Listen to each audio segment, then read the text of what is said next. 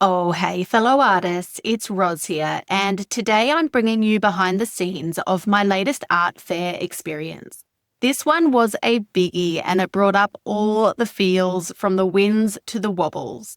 Whether you've done a few shows before or you're still dreaming about your first exhibition or fair, I'm sharing the real talk on what went well, what I'd do differently, and the mindset shifts that help me stay grounded.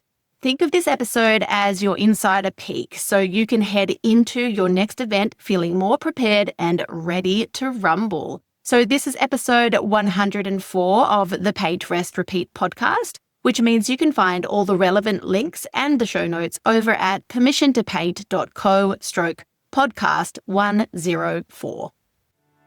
Welcome to Paint Rest Repeat, the podcast for artists who are ready to ditch the overwhelm, follow their passion, and build a thriving art life on their own terms. I'm Roz, an Aussie artist, mum of two, and creative business coach who knows exactly how wild, wonderful, and wobbly the artist journey can be, because I've lived it. I left behind a safe teaching career to follow my heart into art, and now my work hangs in galleries and major art fairs across Australia. After years of coaching, I'm passionate about helping you ditch the starving artist myth, stick it to the naysayers, and design a creative life that truly lights you up. So if you're ready for real talk, practical tips, and heartfelt encouragement, you found your podcast. Hit follow and let's dive in.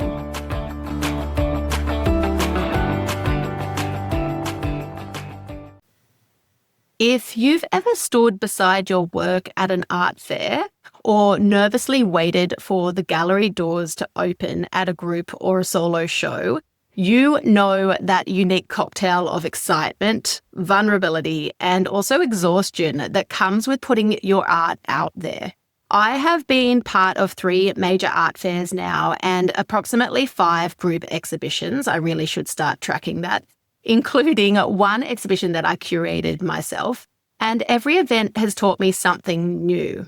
Now, most recently, I did a fair that really brought a lot to the surface. So today's episode is a debrief. I'm going to walk you through what went well, what caught me off guard, and how I'm planning future events. So whether you're prepping for a fair yourself or you're lining up your next exhibition, you will walk away with some real takeaways and hopefully a little pep in your step.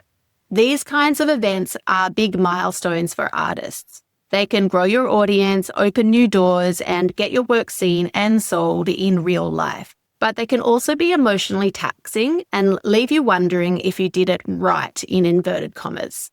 It takes real courage, though, just to show up, to hang your art on a wall and to stand in front of it at a fair or an exhibition and quietly say, "This matters, my art deserves to be here." That is a huge deal, and it is a win in itself. So if you have ever exhibited your work at an event, a fair, an exhibition, a solo show, group show, anything like that, it's really important to recognize that.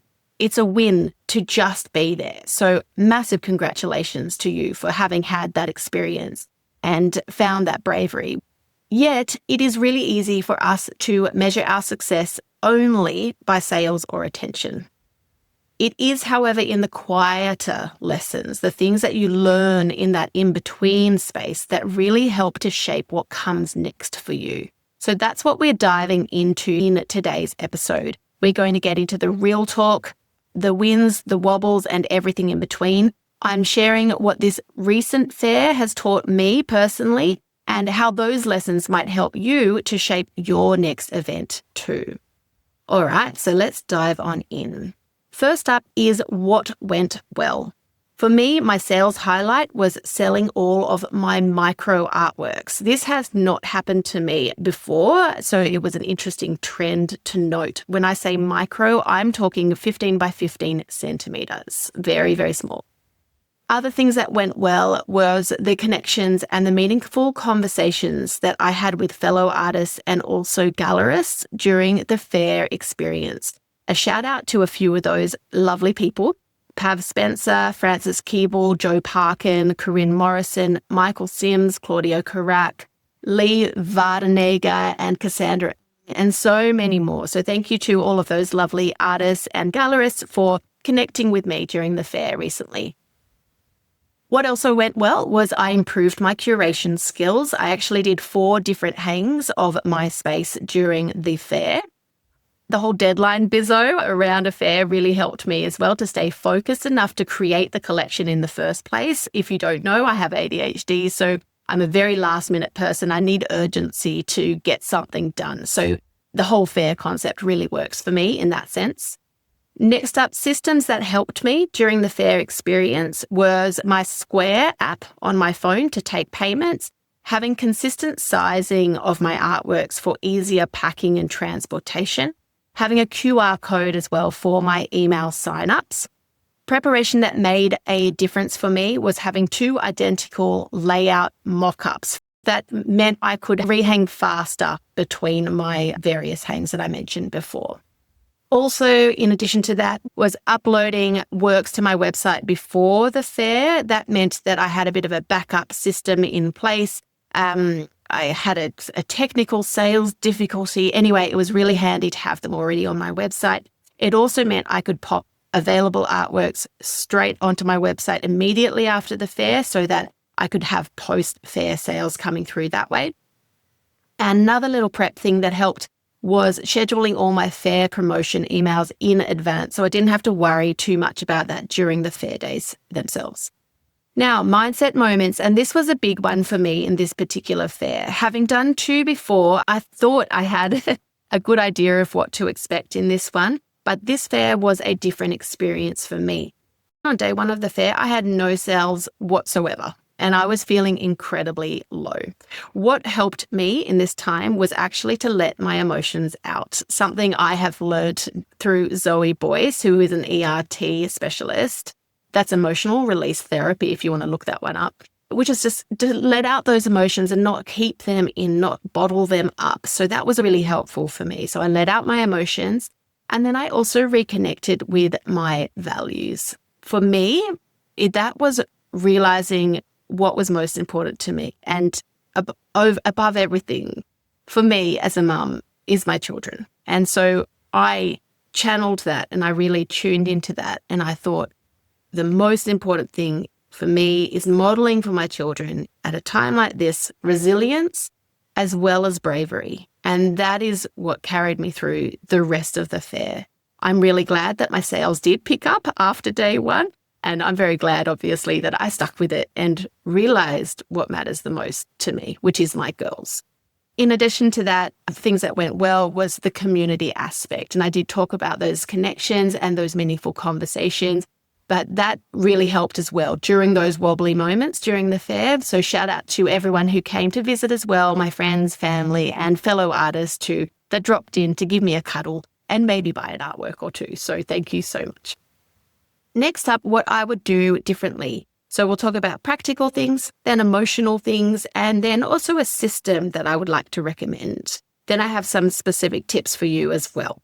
All right, so practical things. Avoid corridor spaces.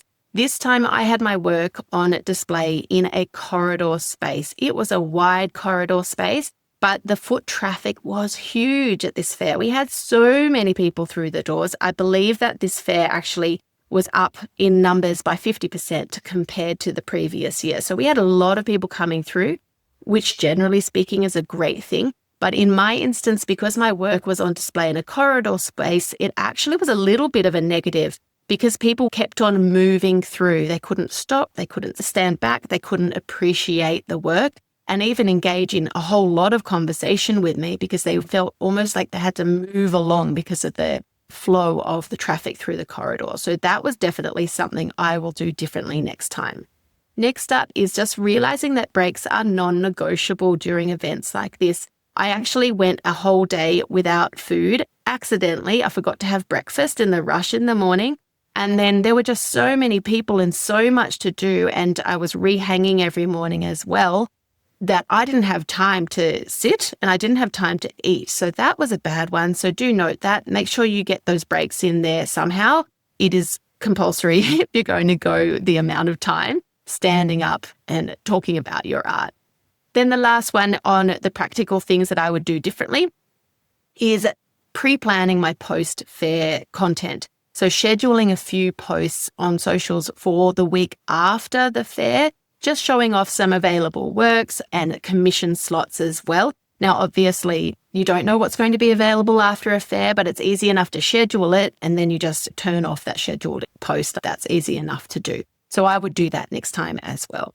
Now, on the emotional side of things that I would do differently in that realm, number one, I would clarify my goals in advance. And I love this because I talk to my clients all the time about making sure you set clear goals, make sure they're smart goals and measurable and clear to understand, Yet in all the business to the build up to this particular event, I didn't do that. And I unconsciously set myself a goal of selling out. That was actually my unconscious goal. Who knew?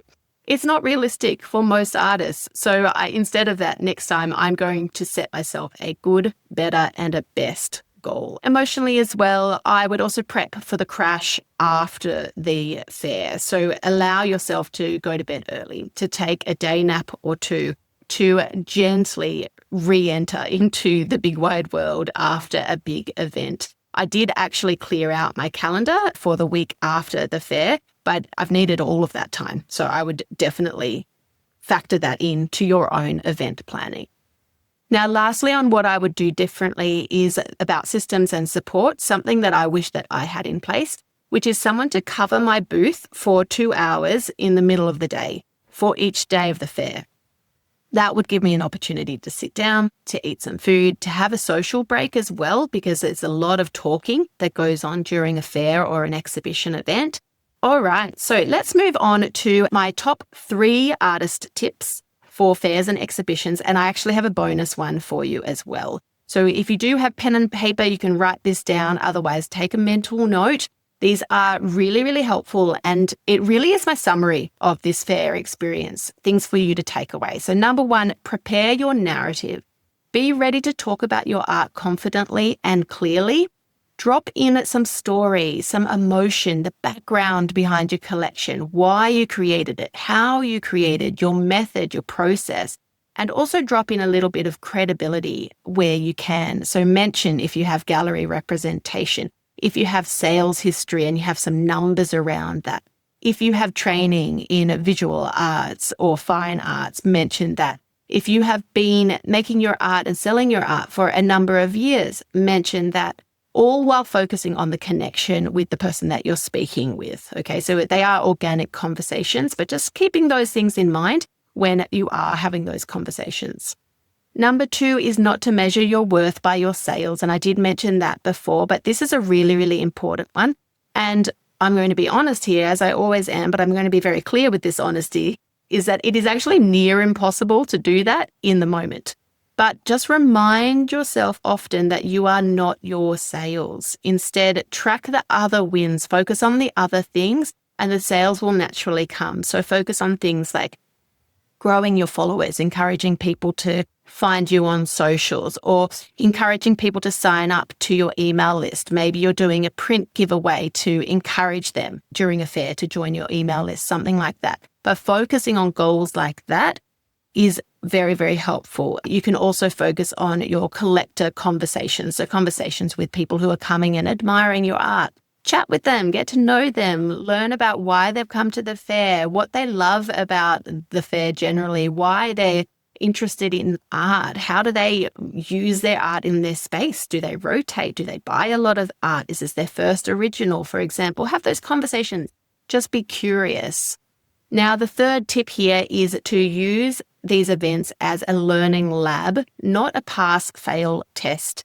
Now, if you do have ADHD like me, or if you're neurospicy and in any sort of a way, we can sort of have this black and white thinking, this all or nothing thinking, and it really is hard to navigate. But I know that consciously you know that that's not really how the world works. We are always learning and evolving, and there's a whole lot of grey in this world. It's not all black and white. So this isn't a pass-fail test. It is your opportunity to learn and grow and respond to what's happening in the real world, in the real art market. So the tip here is to debrief after every fair or exhibition experience. Note down pretty much what we did today. Note down what worked, what didn't work, and what you would shift for next time. And just have that curiosity lens. It's really, really helpful. Now, my bonus tip for you too, after a fair, is to follow up. So email your buyers and your leads to check in with them. Thank them for visiting. Share unsold work and commission availability if that's something that you offer in your art business, and keep that momentum going. That's really important, and it's going to help to set you up for an even better fair or exhibition experience next time around.